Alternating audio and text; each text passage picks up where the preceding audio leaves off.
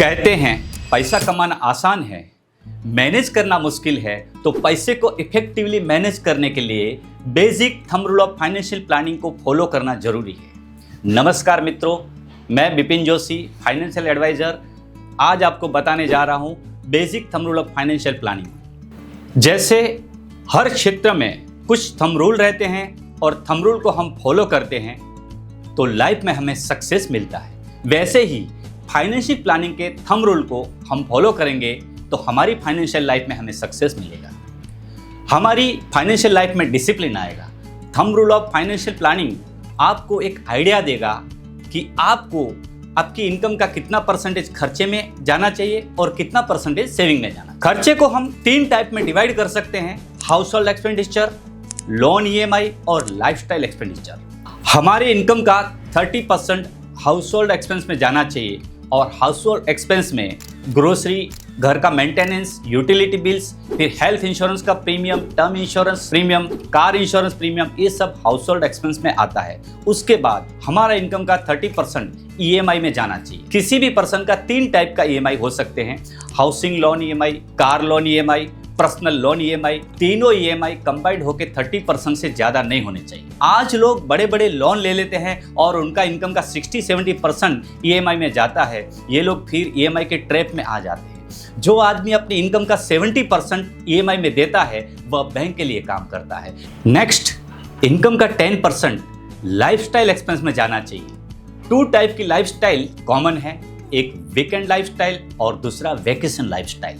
उसके अलावा social parties, club membership, personal grooming, ये सब भी लाइफस्टाइल एक्सपेंस में आता है। ये हो गया एक्सपेंस का पार्ट।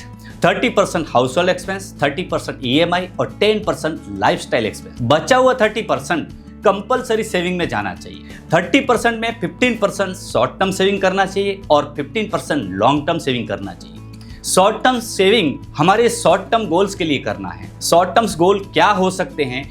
बच्चों का इमीडिएट एजुकेशन गोल है, फिर हर आदमी का ड्रीम्स रहता है taking a house, taking a car, foreign vacation. Dreams already achieve हो गए हैं तो उसे अपग्रेड करने का ड्रीम होता है, upgrading a house, upgrading car और फॉरेन वेकेशन। इसी तरह हमारे लॉन्ग टर्म गोल होते हैं जो हमारी लाइफ की 3 गारंटेड इवेंट है: रिटायरमेंट, बच्चों का मैरिज और बच्चों का हायर एजुकेशन। ये तीनों इवेंट हमारे लाइफ की गारंटेड इवेंट है।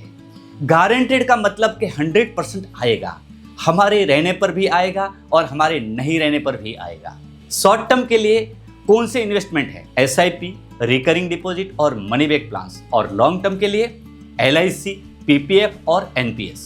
यहाँ पर SIP को शॉर्ट टर्म में रखा है क्योंकि SIP शुरू करने के बाद 97% लोग 5 साल के अंदर पैसा विड्रॉ कर लेते हैं। एक या दूसरे रीजन से लॉन्ग टर्म इन्वेस्टेड नहीं रह पाते हैं और शॉर्ट टर्म के लिए बेस्ट इन्वेस्टमेंट SIP है और लॉन्ग टर्म के लिए बेस्ट इन्वेस्टमेंट LIC है, क्योंकि लॉन्ग टर्म में रिस्क कवर का होना भी जरूरी है और हमारे नहीं रहने पर भी फैमिली को एक बड़ा रकम मिलना चाहिए। और दूसरा, LIC पॉलिसी में कंपलसरी इन्वेस्ट करना होता है, इसलिए हमें LIC पॉलिसी में इन्वेस्ट करके अपने आप को वॉलंटरी कंपल्सन में डालना है, क्योंकि जहां कंपल्सन होती है वहां डिसिप्लिन होता है और जहां डिसिप्लिन होता है वहां रिजल्ट है। Thank you friends.